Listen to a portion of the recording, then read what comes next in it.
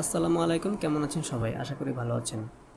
আজকে আমরা কথা বলবো কম্পিউটারের স্টোরেজ নিয়ে। আর স্টোরেজ মানেই হচ্ছে এইচডিডি, হার্ড ডিস্ক বা এসএসডি। আজকে আমরা জানবো হার্ড ডিস্ক বা এসএসডি কী, কীভাবে কাজ করে এবং এর সুবিধা অসুবিধা, এবং কোনটা আপনার কাজের জন্য বেটার হবে। তো চলুন কথা না বাড়িয়ে শুরু করা যাক। আপনারা দেখছেন দিনটেক। প্রথমে জেনে নেওয়া যাক এসএসডি বা এইচডিডি হার্ড ডিস্ক আসলে কী। এইচডিডি বা হার্ড ডিস্ক ড্রাইভ। এইচডিডি বা হার্ড ডিস্ক ড্রাইভ হলো পুরনো ধরনের স্টোরেজ যেখানে ঘূর্ণায়মান ডিস্কের মাধ্যমে ডেটা সংরক্ষণ করা হয়।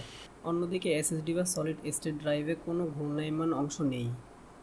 এটি ফ্ল্যাশ মেমোরি ব্যবহার করে ডেটা সংরক্ষণ করে, তাই এটি অনেক দ্রুত কাজ করে। এখন আসি স্পিডের কথায়।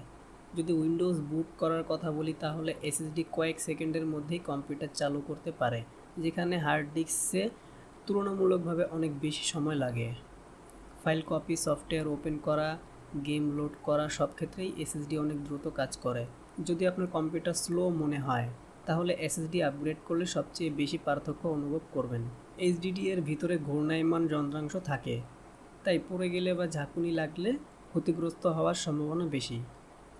এসএসডিতে কোনো চলমান অংশ নেই, তাই এটি তুলনামূলকভাবে বেশি টেকসই এবং নিরাপদ। তবে এসএসডি এর একটি অসুবিধা হলো দাম। একই স্টোরেজের ক্ষেত্রে হার্ড ডিস্ক সাধারণত অনেক সস্তা হয়। যদি কম খরচে বেশি স্টোরেজ চান, তাহলে হার্ড ডিস্ক ভালো, কিন্তু যদি গতি আপনার কাছে গুরুত্বপূর্ণ হয়, তাহলে এসএসডি সেরা পছন্দ।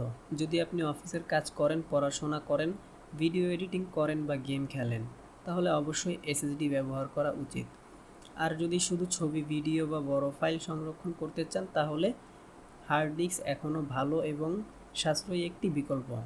সব কিছু মিলিয়ে বলা যায় পারফরমেন্সের দিক থেকে এসএসডি স্পষ্টভাবে এগিয়ে। আর বেশি স্টোরেজ, কম দাম চাইলে এইচডিডি এখনও ভালো একটি সমাধান। আপনি যদি পুরনো কম্পিউটার ব্যবহার করেন, তাহলে এসএসডিতে আপগ্রেড করা সবচেয়ে কার্যকর আপগ্রেডগুলোর একটি হতে পারে।